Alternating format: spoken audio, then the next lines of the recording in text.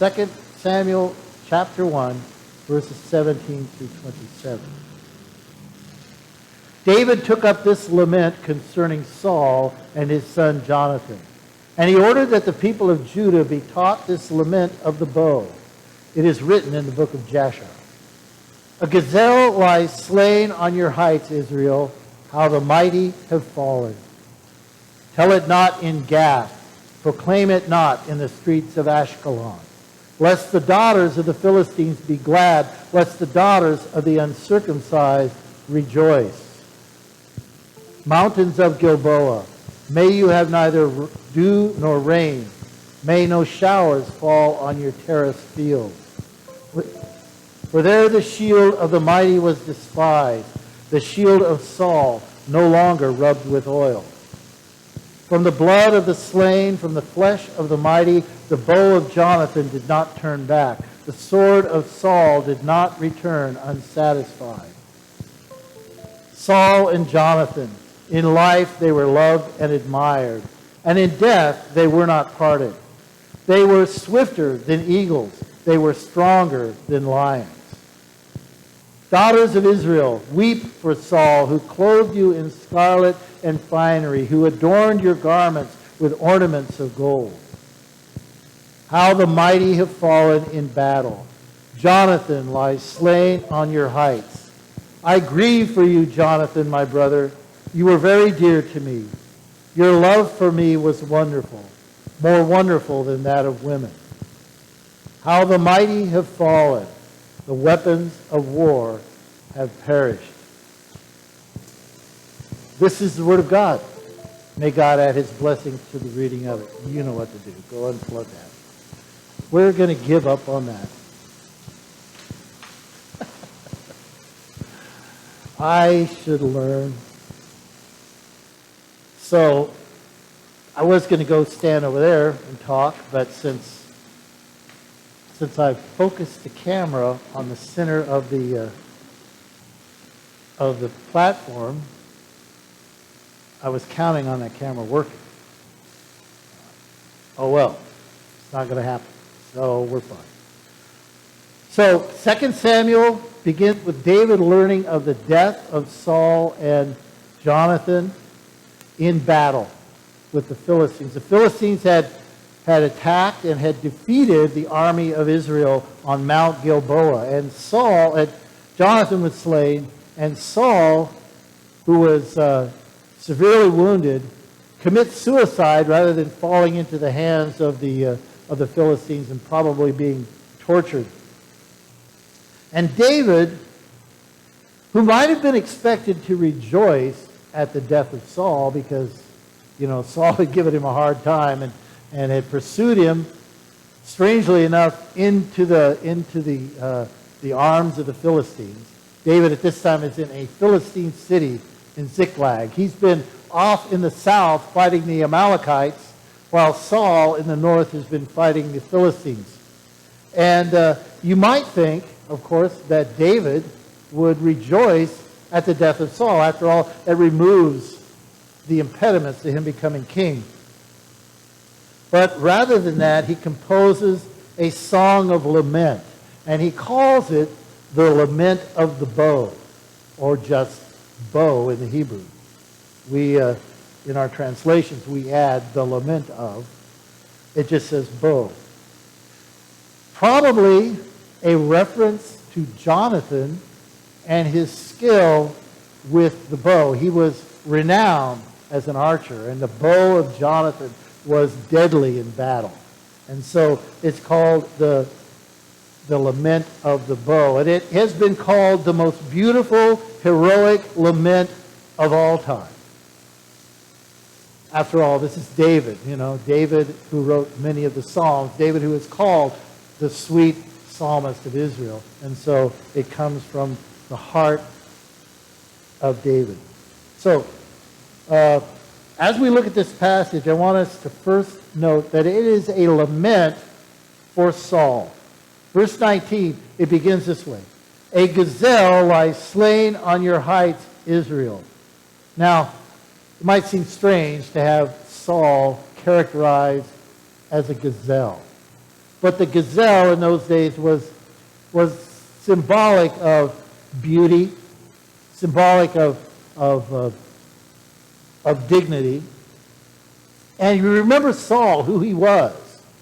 You know, if there was ever a man who looked like a king, it was Saul. He was a head taller than anybody else in Israel. It was said he was a handsome young man. So he was, you know, like right out of central casting. He's the guy that Hollywood would have cast as a king. And remember that the people had wanted a king. God didn't want to give them a king. God had said that he would be their king. But they wanted a king. They looked around at the other nations and they saw, you know, they have kings and they seem to be doing pretty well. We want a king like the other nations. Samuel at first, you know, he doesn't want to give them a king. God says to him, no, listen to him, give them a king. But Samuel, make sure you tell them what the king is going to be like. And so he tells them, you know, the king is going to take your sons and he's going to put them in his armies and they're going to run before his chariots and he's going to take your daughters and they'll become perfumers and bakers and he's going to take your lands and he's going to give it to his cronies and he's going to tax you and all of this. He's going to make you fight his wars. And they say, but we still want a king. And so they get Saul. So he's the king that the people wanted, the king that the people chose. And Saul was a mighty warrior, at least in his early days.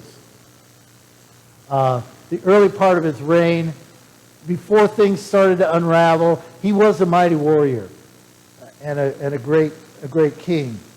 Notice that David orders the people of Judah to remember this song, to memorize and to remember this song. David is from the tribe of Judah. And so these are his people. These are the people who supported him probably while he was on the run from Saul, while he was Saul's enemy. And yet he tells those people who were his supporters, remember and sing this song of lament for Saul. David doesn't want Saul to be remembered only for the negative, only for the bad things. You see, because that would be the danger, wouldn't it? People would remember Saul and they would say, oh yeah, he was David's enemy. Oh yeah, Saul, he was a little bit crazy. Oh yeah, Saul, he tried to kill David. Oh yeah, Saul, he dabbled in paganism and occultism. But David wanted them to remember who Saul was, what he had been. I think a good illustration, I don't know why my mind went here, but I thought of Richard Nixon. When you think of Richard Nixon, what do you think of? Watergate. You think the first president to ever resign the office. You think of all of it. And you know, when historians look back on that, they say, all of that was totally unnecessary. He won by a landslide over McGovern. He would have won by a landslide. They didn't have to break into the Watergate. He didn't have to cover up the crime. But even though all of that happened, Richard Nixon is now, historians are looking back and they're saying he was one of the most effective presidents we ever had. Because he knew how government worked. He'd been in government a long time. We've had presidents that don't know how to do it. But he knew how to do it. It was Nixon that opened China, and opened relations with China. He was one of the more... So how come Nixon isn't on Mount Rushmore?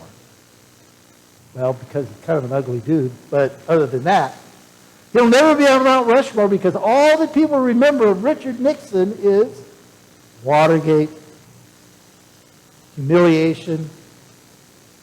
You won't have Dick Nixon to kick around anymore. They're going to remember that. And not his accomplishments. And David doesn't want this to happen with Saul. He wants people to remember his accomplishments. He wants them to remember the great warrior and king that he was. You know, it is proper, I think, for us to memorialize our national heroes. Our founders were human beings. And they weren't perfect. They weren't Olympic gods. They were human beings. They were imperfect. But there seems to be, there seems to be a drive today in our culture to disavow those people, to, take down their memorials, to forget, to cast them aside. Thomas Jefferson, he was a slave owner, and if you read his writings, he was a racist. It's true. But he also said, we hold these truths to be self-evident that all men are created equal. Now, he may not have lived that, but he wrote it. And even though he didn't live it, even though he was an imperfect human being, it is still true. It is right for us to memorialize our national heroes. Secondly, so first of all, it was a memorial to Saul. Secondly, in this lament, David expresses a wish to avoid the rejoicing of the enemies of God's people. He says, tell it not in Gath. Do not publish it in the streets of Ashkelon, lest the daughters of the Philistines rejoice, lest the daughters of the uncircumcised rejoice. He didn't want there to be rejoicing. Now, Gath and Ashkelon are cities of the Philistines. And he didn't want there to be rejoicing among the unbelievers because of the fall of Saul.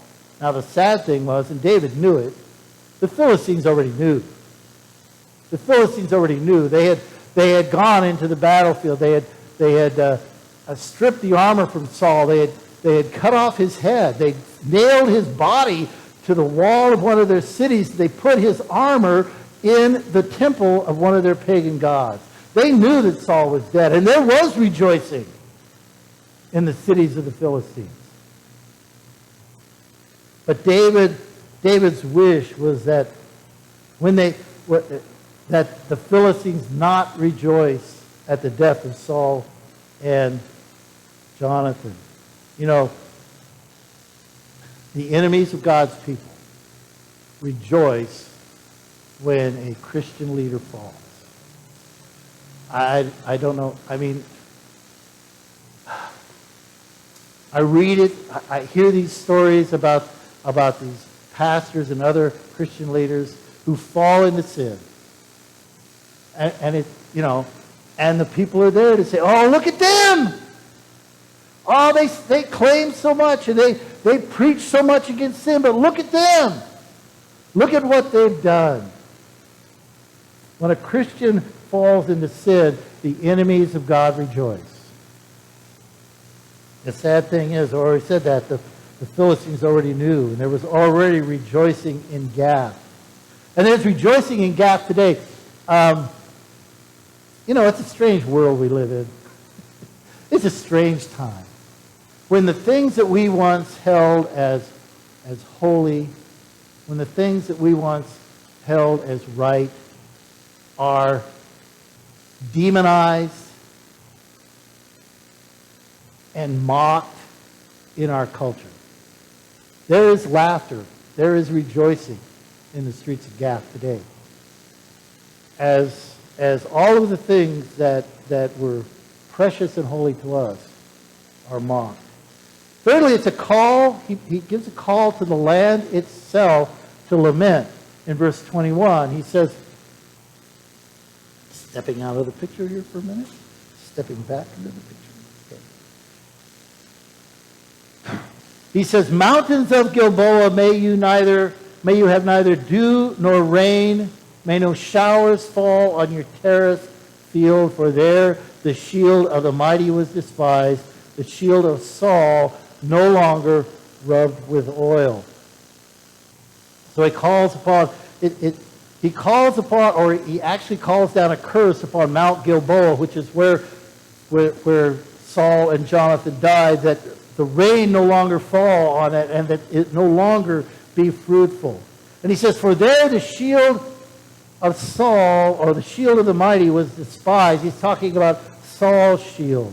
Remember, his armor was taken. The Philistines found his body and stripped his armor and put it in the temple of one of their pagan gods as a trophy. Oh, look, Ashtoreth has vanquished Yahweh. And his shield, he says his shield was despised, and it is no longer rubbed with oil. Now, he's referring to the fact that it was probably a leather shield. That was what they had in those days. And they would rub them with oil before going into battle. So, number one, so that they shined, because you got to have a shiny shield, right? And secondly, because an oiled shield was less likely to catch the weapon. The weapon would slide off. And so they would oil their shield. But there's also an interesting thing here. The word oiled or rubbed with oil is the word that usually we translate anointed. The shield of Saul was no longer anointed, no longer smeared with oil. It was unanointed. And perhaps David is referring to the fact that the anointing of God had been removed from Saul. And you remember, back in chapter 13, I think it was 13, at least it's verse 14 of that chapter. I don't remember the chapter, but where it says that the Spirit of God came upon David and remained on him from that day forward. The next verse says, and the Spirit of the Lord departed from Saul.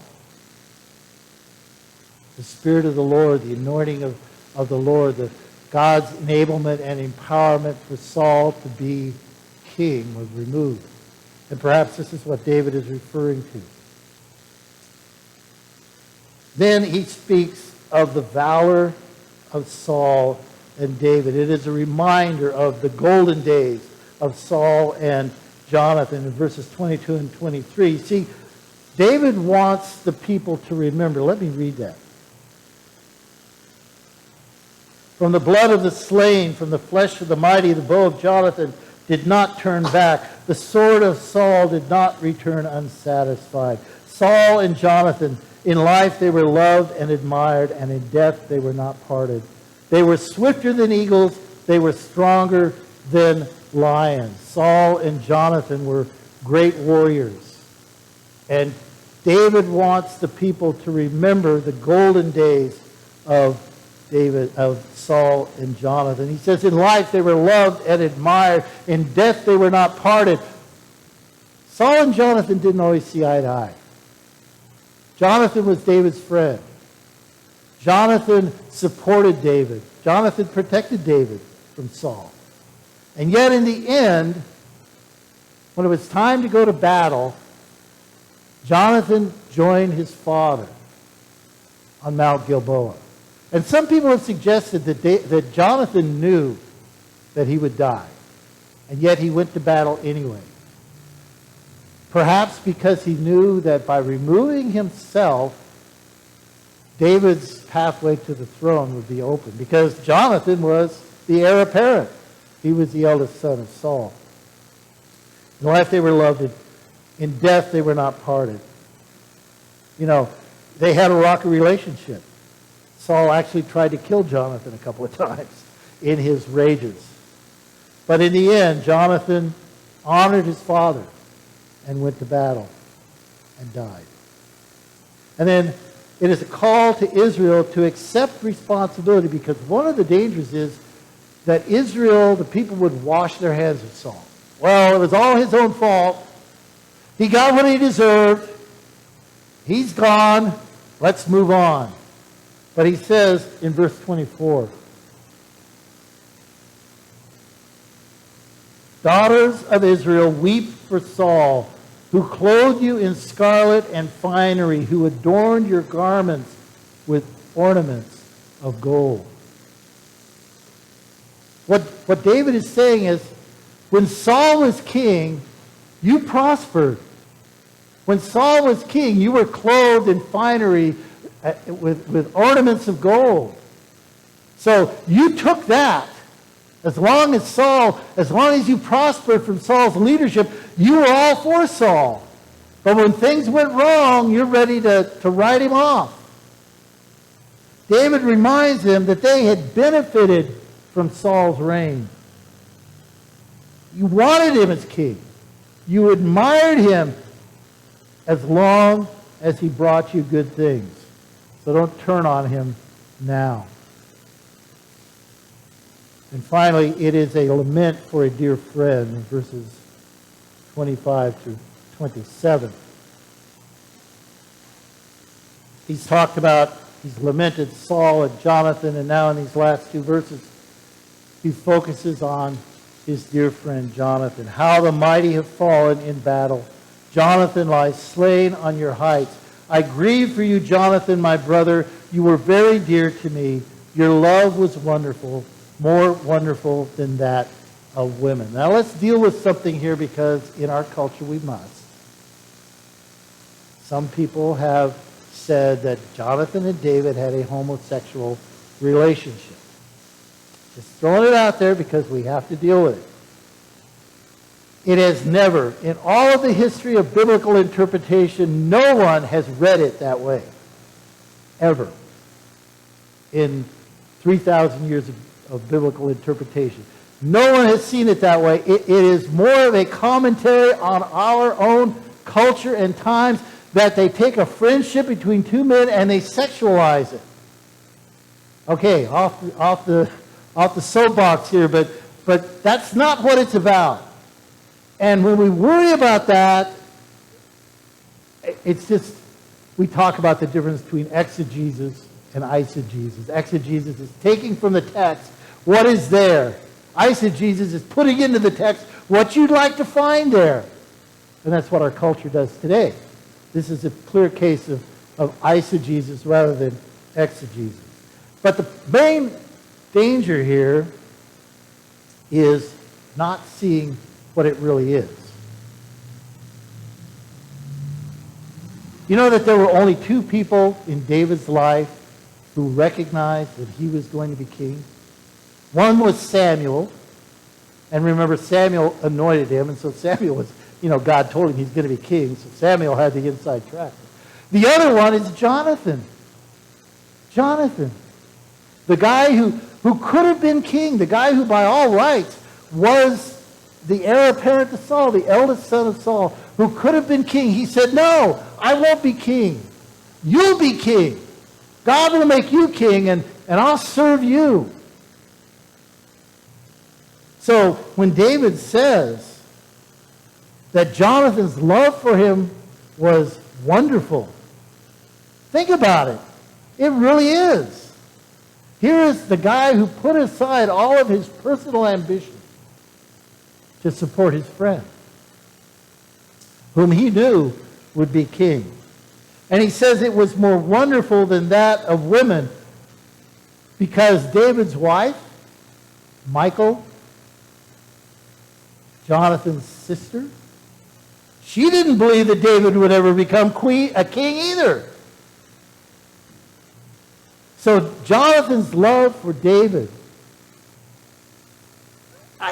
David and Jonathan's love for one another is an example of the kind of intimacy and of a male relationship that can exist. It's just too bad that in our culture today, ladies, you're a lot better at this than we are. You have your girlfriends, and I don't know what you do. but you're better at that. Guys, we're, in our culture, we're taught to be rugged individualists. We don't have guy friends like you have girlfriends. I'm not trying to make you feel sorry for me. I'm just saying that's the way our culture teaches us to be. And then, you have this Jonathan and David thing, and if you have a close relationship with another man, all of a sudden there's this suspicion that there's something weird going on. It is possible. The story of David and Jonathan shows us that it is possible for men to have close, supportive relationships. Okay, a few applications of this. Just pull these out of my head. Okay? There are other applications we could make, I'm sure, but I'll give you three that I came up with. Number one, it is good and proper for us to memorialize our humanly flawed national heroes. I know George Washington, Thomas Jefferson were slaveholders. I know that. That does not diminish the contribution that they made.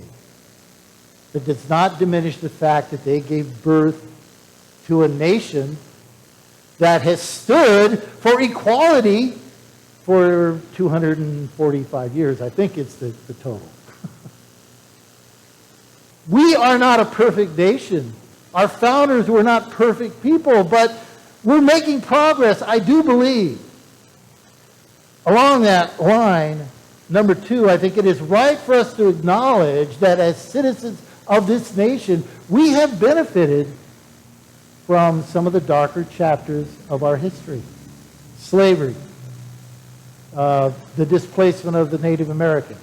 I mean, we're living in the land where the Native Americans live. We just came in and said, sorry folks, we live here now, move out. And we benefited from that. There's nothing wrong with acknowledging that fact.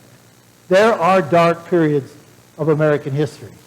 And we don't gain anything by trying to cover that up. Let's just be honest about it.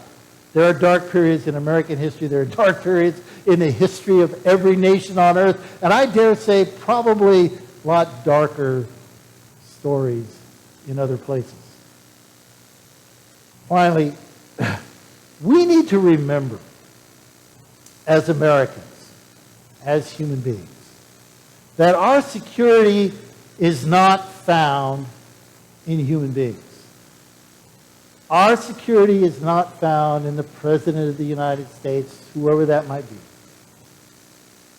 Our identity is not found in political parties, or being right or left, or being red or blue, or being liberal or conservative. Our identity is in Jesus Christ.